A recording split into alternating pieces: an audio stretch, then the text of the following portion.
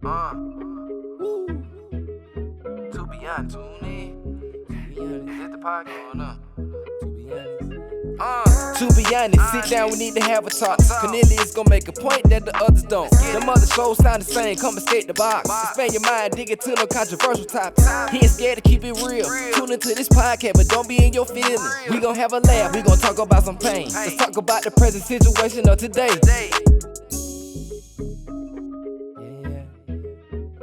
Yeah. To be honest, is this the podcast? I need to tune in right now. What's going on? What up? What up? What up? Heyo, y'all. Yo, this is your boy Cornelius Lindsey. I am back with another episode of To Be Honest. And yo, I got like some great reviews from the last like interview type thing that I did that I'm like, yo, I'm gonna go ahead and I'm gonna throw another one at y'all, man. Yo, but y'all already know, for those of you who've been joining me, who've been kicking it with me for the short time we've been doing this, this podcast is all about honesty. It's all about having in-depth and honest conversations about life, pertaining to life. And we just talking a whole range of things. We ain't even gotten to politics and stuff like that yet, but we're going to get there. But if this is your first time joining us, my name is Cornelius Lindsey. I am your host. I would encourage you to go back and I have a podcast. It's just all about who I am and why the heck I'm doing this. So I encourage you to check it out, I encourage you to check it out. But today I am talking about something that's very, very important to me, and that is the Outlast mentality. If you don't know what it is, I'm gonna need for you to find out what it is, because it's something that's very important. But if you don't know what it is, don't worry about it, because we're gonna talk about it here today. And I'm here with my boy, man. You're gonna throw some questions at me, man. Let's have some honest discussion. Yeah, man. Let's do this. So I got some good stuff for you today. Yeah. Are you ready? I'm ready. I'm ready. 100% ready. 100. Okay. Keeping it all 100. So let's talk about David Goggins. Let's just go right there. Okay. Right. So when you think of Outlast, yeah, you automatically, for the people that know, automatically think of David Goggins and what he's been able to do with his body, not just his body but his mind. So, what do you think makes him so special about being able to really just do things that you've never done before, or stretching or pushing the limits of the body? Why do you think he's so special? Yeah. So those of you who don't know David Goggins, I encourage you to check him out. Just many of his stories. I mean, in order for him to finish Ranger School, like he went through the process 3 separate times. Like the dude went out and he ran 100 miles in less than 24 hours without any training. Just kind of listening to his stories, he gives you this it's less of a kind of do as I say, not as I do type thing. He's like, yo, this is what I did, and when I did this, like, it really changed my life. So, like, in answering and really asking the question, about David Goggins, this is a man, just by listening to him, reading his books, like one of his books, Can't Hurt Me, absolutely amazing book. But just by listening to him, hearing his books, listening to his podcast, stuff like that, it's something that really awakens your mind to the idea that we are a lot more powerful than what we think we are. We can do a lot more than what we think we can do. We can go further than really what we're doing, and we're just really limiting ourselves in this life and in this world. But David Goggins has been a huge, huge, huge inspiration to me from afar. It all comes back to the mind and what you believe you can and can't do. Absolutely. What about you? What has changed for you? Have you ever thought, do you still limit yourself? That there's things that you still limit yourself on, or think that you can or can't do? Absolutely. I have those thoughts in my mind where I'm like, yo, can I still do this? Or can I still, can I lift this? Can I go there? Can I achieve this? You have those, I won't say we, I won't say you, I'll say I still have those different fears that I kind of have to go through. Cause a lot of times we just say, okay, it's fear that kind of holds us back. But in actuality, I think it's a lot deeper. So if I was to kind of define my fears, I would say, a lot of times I have a fear of failure, where it's like it is this idea or this ideology that says that I don't know if I'm going to be able to make it, or if I don't know if I'm going to be able to reach the finish line. So I have this fear of failure. And then you also have this fear of success, which I don't think we talk about enough, but it's the fear of success that if I finally get there, then will I be able to sustain what I have when I get there? And I think that's one of the things that we don't talk about enough that we have to talk about more, because a lot of successful people that I know, they've kind of reached a pinnacle of their life, but what you don't realize is that once you finally get it, you got to maintain it. Like, it's one thing to say, okay, I live in a 10,000 square foot house, but then with a 10,000 square foot house, you got to, that means your electric bill is going to be more expensive. Your heat bill is going to be more expensive, or your gas. That means if you have a pool, you got to have maintenance on the pool. You got to have a pool guy. You got to have all these things. So, it's like you have that fear of failure. You have a fear of success. You have this fear of, do I have enough? Do I have what it takes? So you kind of have these different fears as you're kind of knocking out, and they're kind of knocking on the door of your heart. And you got to be able to outlast it, or really have a mentality that says, okay, this may be what I'm feeling. I don't have to give in to this. Like, when I was young, I was a lazy piece of crap. Like, there ain't no other way to put it. I was just a lazy piece of crap. I think most of that was because I don't think I really knew another option. I don't think I had not yet seen or been inspired by anything or anybody that really would push me to want to get off my couch and want me to do more. So I was young. I was using food as a crutch. So I was eating all the time. I remember sometimes I would lay on the couch. Like, I would be watching cartoons. I have a big plate of spaghetti, like, on my chest. And I'm just eating the spaghetti as I'm just laying there on the couch. And I look back at that little boy, and then, that adolescent, then that teenager. I look back at that kid who was chubby, who was teased. They call me Butterball. If you don't know what Butterball is, then that's a brand of turkeys. You ever seen the Butterballs in the grocery store? They call me Butterball, bro. It all starts to make sense. I didn't know you were a kid, but I'm like, oh, Butterball. Oh, they call me Butterball. So they call me Butterball. They call me Butterball. I was a big boy, yo. Then so they call me Butterball.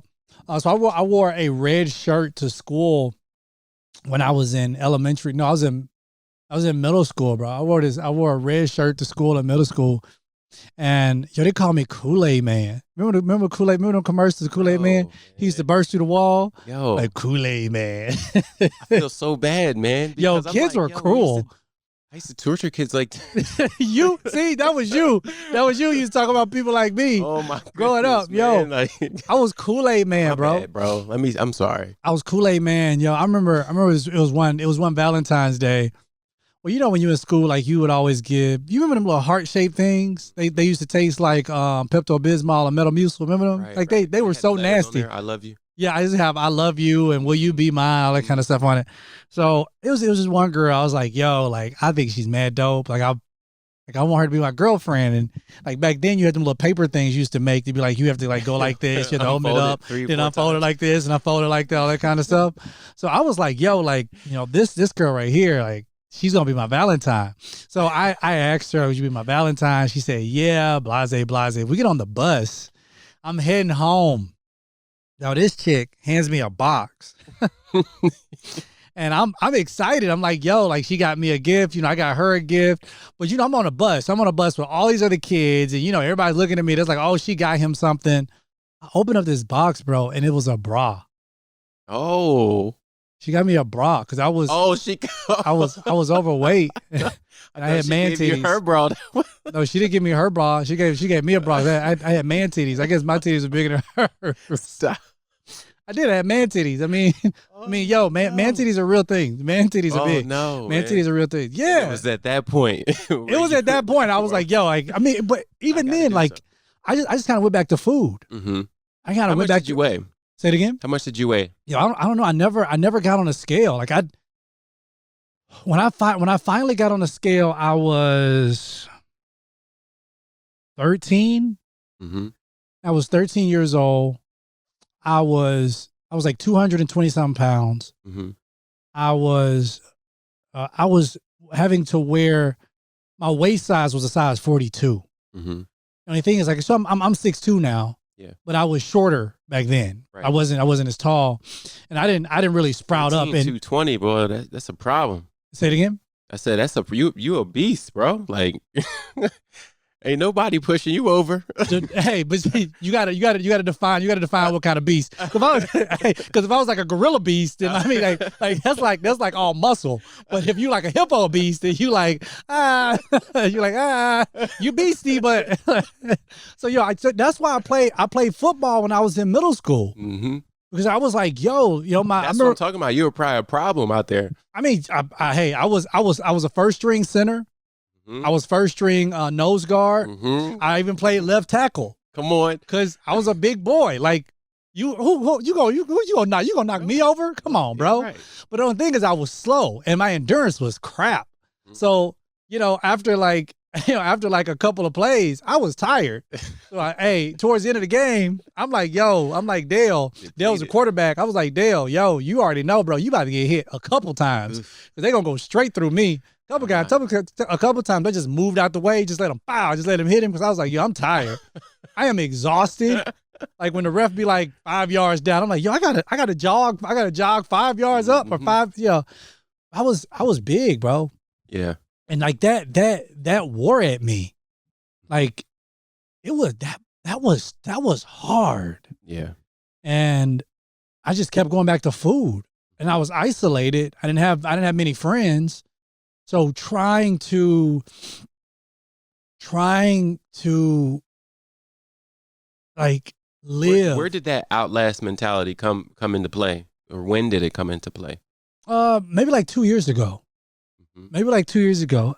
Even before, like, did you know David Goggins 2 years ago? No, I didn't. I didn't know about him I didn't know about him 2 years ago. Yeah. I really just came to learn of him. Mm-hmm. But the mentality probably came about 2 years ago. I could see back in my life like the foundational pieces of it. Mm-hmm. Like pieces of it. It's like, okay, this is starting to happen. I'm starting to get this mentality. Because Outlast, when you define it, simply means just to outlive or just to outgrow, to just outlast any situation that you're in, that you find yourself in at the moment. And I mean, I can go back to so many different times and situations and opportunities in my life where it's like, oh, I gotta outlast this thing. Like, yes, it's tough. Mm-hmm. Like, yes, it's hard, but I have to outlast this. Like times where, I was broke, and I'm like, I remember telling myself back then, like, okay, I won't always be broke. Like I'm gonna outlast this. Yeah. Or times I'm trying to figure out like what the heck I'm gonna do with my life. Mm-hmm. I just didn't know. I'm like, okay, I have to outlast this. I didn't know how to. Yeah. And I think that was the hardest part. All I knew was that if I can get past whatever this hard part is, then I'll be cool. And I look back over my life and I'm so thankful for the hard parts, the parts that made me uncomfortable, the parts that required discomfort, because it was those parts that I had to look at. I had to say, okay, I can get past this. I can move on. Like I can really make this thing happen. Mm-hmm. And this does not have to defeat me. But yeah, I take that back. Not even 2 years ago. So I have another story for you. Mm-hmm. My freshman year of high school. So it was this one girl. I won't say her name. Say her name. No, I can't. I don't want to say her name. I can't say her name. I think she's married and stuff now. I don't want to do that. Okay. I won't do that. But anyway, man, I thought she was like, if when you're young, like you got that one girl, you think she's like everything in a bag of potato chips. Oh yeah. She was like a pack of Cooler Ranch Doritos to me, bro. Like she was sweet. She was nice. You can lick your fingers. Yeah, the ones that you have to lick all the seasoning off your hands. So I thought this girl, I thought she was everything, and I just wanted to go out on a date with her. So the last day of class, we're sitting down in class. I looked over at her and I said, Bob said her name, and I'm like, would you want to go on a date with me? And she's like, oh, would you, I was like, I want to pick you up, take you to a movie. And she was like, oh, that's so sweet. You know how to get you that? They give you that before they let you down. Oh, that's so sweet. That's so cute. And she was like, but I don't really date fat guys. Bro. Oh, goodness. Oh, Jeez, bro, not the one, not from the love of your life, bro. You know how you don't want to cry in somebody. So you don't want to cry in front of somebody. Oh, so you gotta wait. man. You gotta wait. I was like, oh, okay, cool. Because what do you respond to that? You can't be like, I ain't fat. Like, what do you say? Like, like you can't be like, you can't. You can't. What do you say? So I was like, okay, yeah, okay, bet, all right, bet, all right, yeah, okay, yeah, cool. Yo, he went home and cried. I did. I went home and I cried. I did. Man, I never. Bro, Y'all went home and I cried. Man. It's traumatic. I did. I went home and I cried, and I wrote I had a journal. I wrote in my journal like some really mean stuff. So you ain't.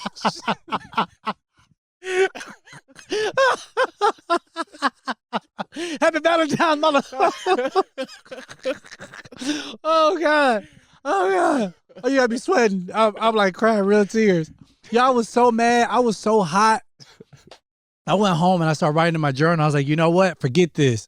I am not going to let her defeat me. Let those words get me down, because for most of my life, those words, fat, husky, overweight, big boy, Kool-Aid, butterball, all those words were it was almost like they were a scarlet letter. Yeah. And I couldn't get over it. Mm-hmm. And it made me hate myself. And I would walk around with this big bubble coat on. In Atlanta, it gets hot. It gets hot and humid. And I'm like walking around in a big bubble coat, in high school. Yeah. And I got these kids, they like, yo, you hot. Just take off your jacket. I'm like, I ain't hot, but I'm sweating like crazy. I stink underneath my coat, but I don't want to take it off because I'm ashamed, because now, I got man boobs. Like, I don't want y'all to see, I want y'all to see my man tits. Mm-hmm. And then I already know I'm overweight. And it's not like people didn't know that. It's just the bubble coat helped me to make me feel like I'm hiding it better. That's real. Yeah. So then I moved my bed. I pushed my bed up against the wall. I literally took it to the side against the wall, and I started doing push-ups. I forget, my mom walked in the room. She's like, what are you doing? And I kind of told her a little bit about what happened. And I was like, I want to find a gym to go work out. So it was this gym in Riverdale, Georgia. It was this gym. I walked inside, and I'm asking the person, and I'm like, how much does it cost me to work out here? All this kind of stuff. And they were like, well, how old are you? I was like, I'm 15. And they were like, well, I'm sorry, but, you have to be at least 18 years old to work out here. And I'm like, man, I really want this. I want to lose weight. And the owner of the gym, I didn't know he was standing behind me. And white guy, bald head, super jacked. He comes in front of me. He says, you want this? And I was like, yeah, I want to lose weight. He said, do you want to lose weight as much as you want to breathe? I'm like, yeah, I think I do. But your questions, the way you asking me is making me doubt. I really want to do this, because he was very militant. But he looked at me, he said, let me tell you something. He said, if you can come in here every single day I tell you to come in here, if you don't give me any crap about the workout I tell you, if you can follow my diet the exact way I give it to you, he said, I'll train you, you can come to this gym. And I was like, okay, bet, I'll do it. Mm-hmm. So, after school, well, it was during the summertime. So during the summertime, I got dropped off up there. It was a couple of times I couldn't find a ride, so I walked. Mm-hmm. And every day when I got to the gym, he would say, okay, 45 minutes on the Stairmaster. And I walked 45 minutes on the Stairmaster. That was a warm-up. Mm-hmm. Then I got off the Stairmaster, I'd do a chest workout, or I'd do a leg workout, or I'd do a back workout. And it was like, he was preparing me. But then when I got back to school, beginning of my sophomore year, I was coming out almost as a different person. I had lost a ton of weight. Really? Yeah, over that time, I think I had lost somewhere even close to 50 pounds or so. Wow. Oh man, it was like, it had dropped off of me like crazy. So I'm like, I come back and people were like, oh, you must be a new student. And I'm like, no, I was just fat before. Wow. And so Keisha, who well, her name ain't Keisha, so I don't want y'all thinking her name was Keisha. But but yo, so she saw me. And she was like, wow, look at you. Oh my God, you lost all your weight, blah, blah, blah. And then I said something that was really mean that I shouldn't have said. You should have quoted Mike Jones. What did Mike Jones say? Didn't he say, Back then they didn't want me. Now hot they all on me. Yo, but I said something to her I probably should not have said. That I'm quite sure really hurt her. What'd you say? Well, like, because it was over the summertime. So, while I was losing weight, I think she was gaining it. And she was like, wow, like you really lost a lot of your weight. And me, like in that time, like I was hurt. And in my hurt, like I said something I shouldn't have said. And I was like, she said, you lost all your weight. I looked at her and I was like, yeah, I think you found it. Ooh. Like I've since apologized to her for saying that, but that was tough. That was tough. But even like during that summer, I think that's where the foundation of that Outlast mentality really got to. On those days where my trainer was like, I want you eating tuna fish. Yeah. Get you cans of tuna, eat the tuna out the can. Don't add any mayonnaise, don't add sweet relish, don't add this, don't add, just eat the tuna. And it was then where I was like, I got to retrain my palate. Where, my family around me, they may be eating Burger King or they eat McDonald's or they're eating, fried chicken. And I know I can't have that. Yeah. And it's like, okay, you got to discipline yourself and really, really get down to the core of why you're doing this. But then I saw it pay off. Yeah. And I think that's where the foundation of the Outlast mentality really came from. Yeah. You look great now, man. You're doing the 75 hard, Yeah, I'm doing it for the second time now. Yeah, for a second time, because you did it last year too. I did it last year, man. I was with you this year for like the first couple hours. And you did the 75-minute challenge? I did 75 minutes. Yo, you were hitting the trip, bro. I was like, you know what? Oh, you were hitting it hard, man. I was like, all right, he went outside, he would go work out. Like you was like, I was looking at how you was making your food and stuff. I'm like, yo, dude is with me. And I was like, yo, what you eating, bro? You was like, oh, I ain't doing it no more. Yo, but that was like a ton of people. I was like, yo, like that was it, yo. That was like it. You won't like, I had one guy, he's like, man, I'm gonna do this with you. I got it with you. Like we boys, we homies, whatever we go through together. I'm like, yo, do 75 hard with me, bro. He's like, okay, I got you. Different. Dude was on Instagram on his Insta story. He had a beer, like, and I'm like, bro, you got no alcohol. And he was like, oh yeah, I forgot to tell you. He's like, I quit on the 3rd. I'm like, bro, we started on the 1st. We started the 1st in January. I think that was about to say. I think I might have done it. 7 days in or something. How you gonna have a 72-hour challenge? Bro, come on, man. I was like, you know what? I did this last year for it was like 30 days or something like that. I did good with it. I had to start over last year, but I do remember that. I started over 2 weeks in, and I had to start another whole 30 days. It was the worst. Well, it did it, and it really does discipline your mind. Absolutely. Into putting you into a routine, a regiment, and yeah, man. Like you can. I'm actually really proud, man, to hear that you went through all of that, and to hear how that has been the foundation for you, this mentality to outlast. Yeah. Because let me ask you this, when you see a successful person in your eyes, a person that you think is successful, why do you think they are successful? Because they were able to outlast the situations that caused everybody else to quit. The only reason why those guys are playing on the NBA court is because they were willing to outlast the hurt. They're willing to outlast the training. They're willing to outlast the strength, whatever strength analysis, whatever they had to go through. They're willing to outlast the pain. They're willing to outlast the social events they had to miss in order to really get their craft down. Yeah. Like the guys you see out there playing on the football field, they're willing to outlast the attorneys that you see in the courtroom. They're willing to outlast their peers. They're willing to outlast them. And when it came to studying, when it came to test taking, when it came down to paying studying for even paying making sure that your semester is good for with the absolutely loans, all that. It's like you're willing to outlast. Like when you hear stories of people who come from nothing.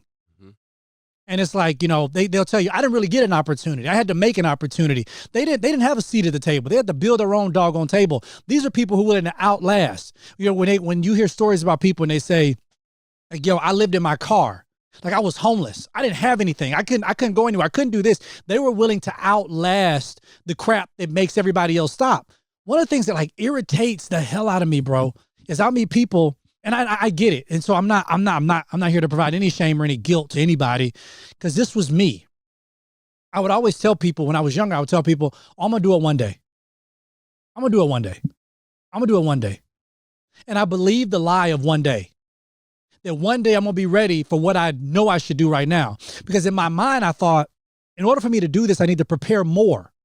You know, I need to be more prepared. I need to get myself together. I'm going to do it, but maybe if I work a little bit harder, maybe, okay, I'm going to run this marathon, but maybe I need to train a little bit more. Maybe I do this. But one thing I've learned in life and journey, especially with the Outlast mentality, is that if I don't set it up to get it done right now, then the problem is that I'm probably not going to do it. The probability of me going out to do it is not going to happen, because I have sat down and I believed the lie of one day. And now I'm trying to make myself feel better by saying, oh, I'm gonna get it done, and I'm just preparing. But the problem is, in preparation, I overthink.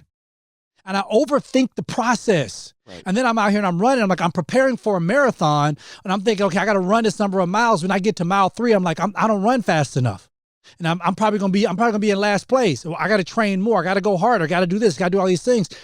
I'm not saying preparation is bad, but the problem comes in when we overthink, and we fail to realize that really we don't need anything else.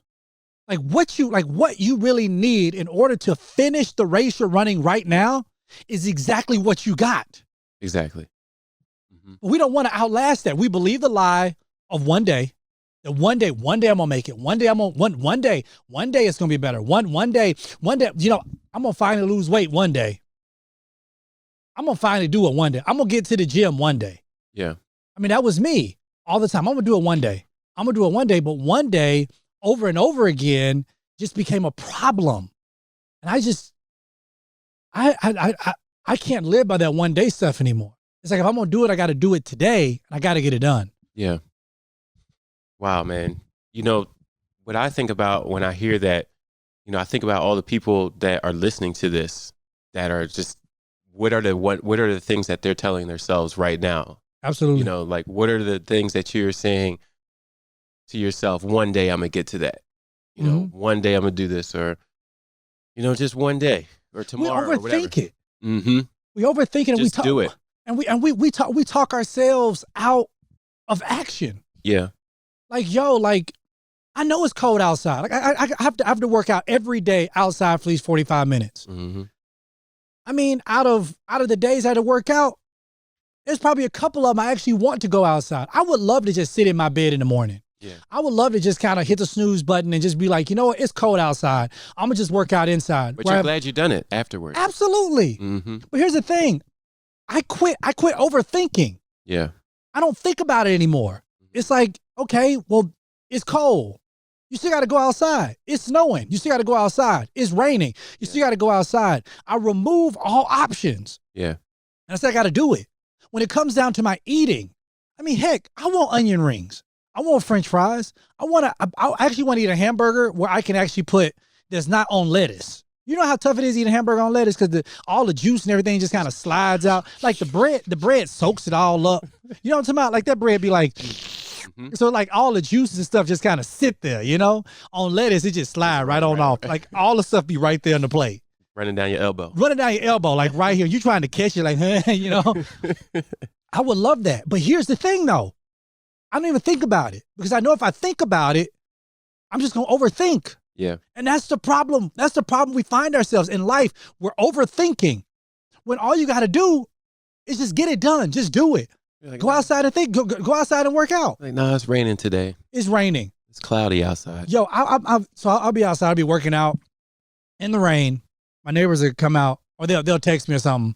What are you doing? Just go back inside. It's raining outside, or it's thundering, or it's lightning. And I get it.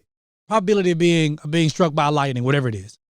And I'm like, but I got to finish my workout. I'm only 13 minutes in. Yeah, but just wait till it finishes raining. Wait till it stops raining. And I'm like, no, because here's the thing. I am learning now to enjoy more of the difficult terrain, the difficult elements. The reason being is because it's the difficult terrain and the difficult elements that prepares me more for life. Yeah. Because it helps with my mentality. That if I can finish a 45-minute workout where I'm doing burpees and push-ups and sit-ups and crunches out in the rain and the mud, then I can do twice as many of them outside when it's sunshine and dry weather. Yep. Because now I've trained my mind that it don't matter what condition, what elements are out there, I can outlast this. If I can outlast the cold, I can outlast anything. But that's the part of the outlast mentality that says I can go further. I can do more, that what I'm doing right now is not enough. This is not to say that I need to overburden myself with just trying to just do all these things so I can satisfy my identity or my ego with achievement. That ain't what I'm saying. I'm just saying that I feel like we settle for so much. We just settle for less. How many men are not living to their fullest potential? Man, bro. I think that's one of the most frustrating things that I normally have when I sit down and I talk with men, because I want them to see what I see in them. Mm-hmm. I want them to see that, you have an untapped potential. You have an untapped potential that you just either A, you don't even know it's there, B, you know it's there or you're trying to ignore it, or C, it's like, it's, or you don't know it's there. You know it's there. You're not even trying to, or it's a simple fact that like, you just want to ignore it altogether. But we live so far below like who we know we can be. Yeah. I was talking to a brother, man, and he was like, we were talking about me leaving pastoring. He also resigned from pastoring 2 years ago, maybe 2 or 3 years ago. And I asked him, I was like, so, what do you think? How do you feel about what you did? And he said to me, he said, something, Cornelius? He's like, I realized a year afterwards, I'm so glad I left. I'm like, well, why? Why are you glad you left?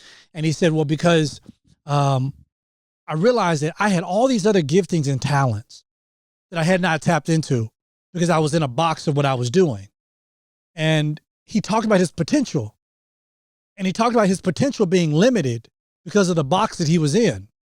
But once he finally got out of his box, he's like, I have this untapped potential. I'm able to do all these things. Now this man is killing it in the marketplace. Mm-hmm. Where now he's able to help the church financially and do other things for the church because he's able to take the potential that he knew was dormant. Right. He wasn't doing anything with, that was kind of shoved into a box, and actually begin to use it.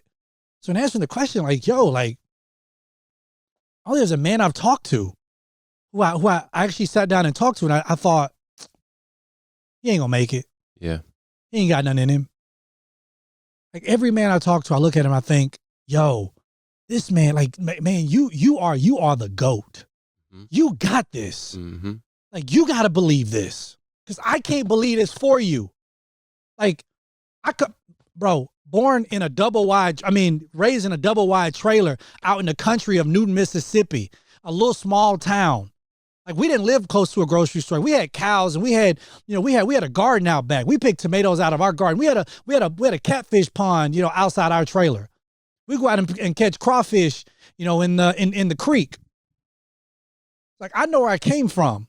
I ain't had anybody to come and, give me a hand up or give me a leg up. I had to figure crap out. People, when I wanted to publish my first book, I reached out to a publishing company. They wanted like all this other kind of stuff and submit your manuscript and do this. And they just didn't want to get back in contact with me. I was like, screw that. I'm going to publish my own book. So I self-published 14 books. And then my wife and I, we started a book publishing company. Why? Because at some point in your life, you got to get to a place of saying, I'm not going to wait on somebody else. I'm not going to wait on one day. I'm going to get it done. I'm going to do it now. I self-published 14 books in 6.5 years. Not because I'm any better than anybody else, not because I'm any smarter than anybody else, not because I feel like I can do more than anybody else, not because I'm a better writer than anybody else, not because I have more to say than anybody else. Only reason why I did it is because I did not give myself excuses when it came time to sit down and writing and finishing what I had to say. So yes, people are living below their potential. But here's the worst part about it. They're okay to live there. Yeah. So what happens to the potential that goes unused? It dies. It dies with you. Can't nobody use that. It's in the grave. It's in the grave. Untapped potential right now is laying. Like you see it out in graveyards, and now you have to see it because now you have a headstone that's out in front of it. But yeah, it's just like, yo, it's dead. It's dead. And here's the crazy thing, man. We get one life to live. We get one life to live, and we just hold ourselves back for our life to live up to somebody else's expectations, to follow the beat of somebody else's drum, to dance by somebody else's music. Yeah. And you got untapped potential, and the only thing you got to do is outlast the crap that you've been through. And yes, I know we all go through crap. We all got a story. We all got something to say. Yes, daddy probably wasn't there for everybody. Yes, mama probably wasn't there for everybody. Whatever it is, sister, you probably got abused, probably got molested, probably got all those things. Everybody has a story. But the best part of the story is that you have outlasted the hardest part of that. And here's the best thing about it. You've survived all of your hard days. Yep. That tells you just how strong you are. Mm-hmm. But then we still want to follow the masses. We still want to be mindless sheep. The thought of that alone has increased my patience tenfold. Yeah. Just by knowing that I've been in this before, or even if it's a different situation, I've felt similar feelings and emotions to where I'm anxious, or I might not know what the future holds, or how am I going to get this done, or this thing is looming overhead. What has taught me the most patience is knowing just that I've survived all of my bad days. Yep. Those days that I thought was the worst were just the absolute worst. Yeah. I'm here now. Yep. I'm still here. Yep. And you think in those times, like, how am I going to get through this? But the more you focus on those things, the more pressure you bring yourself, and anxiety and stress that you bring yourself, that's detrimental to your physical health as well. And I think it's almost as if you just let the river take you. Yep. But at the same time, you're saying, hey, listen, I want to go in this direction. Man, like, so when it comes to, what about when it comes to children though? Yeah. Because I think about some of those boys that are even battling that stuff, right now, whether it be like obesity or not even really knowing about what their potential could be, how do you specifically speak to those boys, because some of them are shut down. They're like shut down. They're tanks, Yeah. How do you speak to that boy that's going through that? Adolescent. If I've been asked this question multiple times, and that is, if I can go back and speak to my younger self, what would I say? And my response typically changes each and every time I answer the question, because there's so many things that I would tell my younger self. Mm-hmm. The problem is, though, is that I know that if I told my younger self something one time, it wouldn't be enough. I'm serious, kids, man. Huh? It's like, because kids don't be listening. Well, they don't. But here's the thing. I've learned in life, if you say something long enough and you say it enough, it's gonna help me to believe it. Mm-hmm. I don't think we tell our boys enough, or even our girls. I don't think we tell our kids enough what they could be, what they could do. Because our children today are growing up without identity. Like, one of the things about my wife and I, we wanted to make sure we were purposeful in doing is identifying our children. So we had our first son, Logan. We kept saying, Logan's going to be a leader. We call him the leader, the leader, the leader. So when we're in the house and we say, yo, leader, he turns around just like his name, because we want him to know this is who you are. You're a leader. We had our daughter. We talked about it. We was like, yes, she's my princess, but I was like, our little girl, she has to be more than just some princess. Like, she's just not this little flimsy woman who's just kind of waiting for a Prince Charming to come in, sweep her off her feet. That's not who she is. So we got together and we were like, you know what? She's our powerhouse. She's our powerhouse. So now we call her Princess Powerhouse. Well, we say powerhouse. She turns around because she has to know who she is. Our third child, Roman, we look and we say, that's our warrior. And we say warrior, we know he's a warrior. He fights like a warrior. He talks like a warrior, walks like a warrior. My oldest son, his teacher, we were doing a parent teacher conference, and she was like, I just got to tell you this. She said, I don't know what you guys are doing, but he's such a leader in his class. Well, look at that. And we're like, we didn't do anything in particular, except we shaped his identity. Yeah.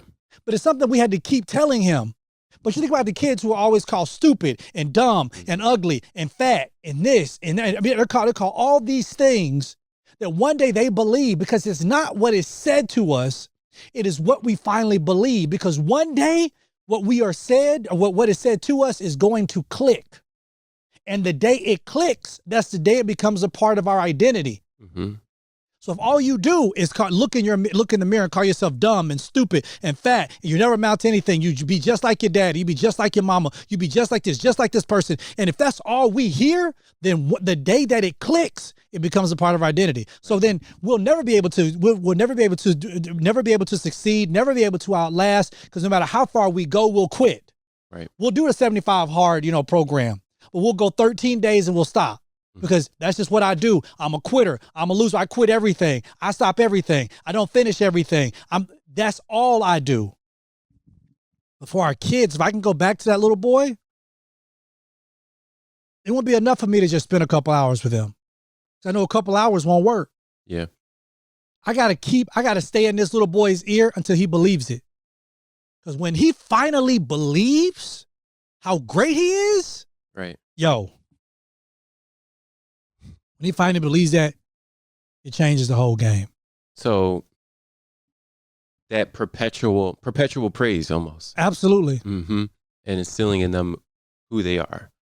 Building up the identity. Because when a child comes to a world, a child don't know who I am. Yeah. I don't know who I am. Yeah.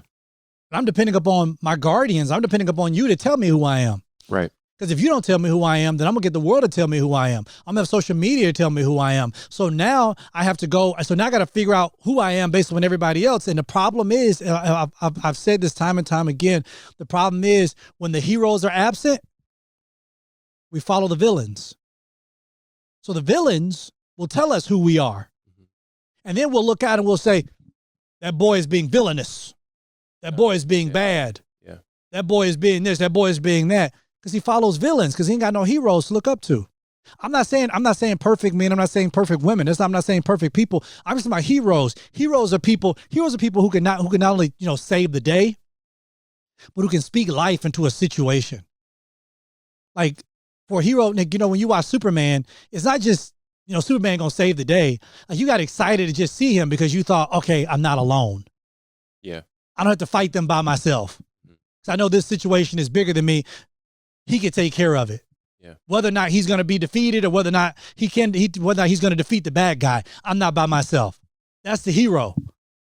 And just being heroes in these kids' lives. Say, no, get up. You could do it. Come on. But this is how I feel. I want you to feel your feelings. Feel them. Your feelings are real. Validate your feelings. Feel your feelings. Well, we're going to find a way out of them. Come on. You got it. Come on.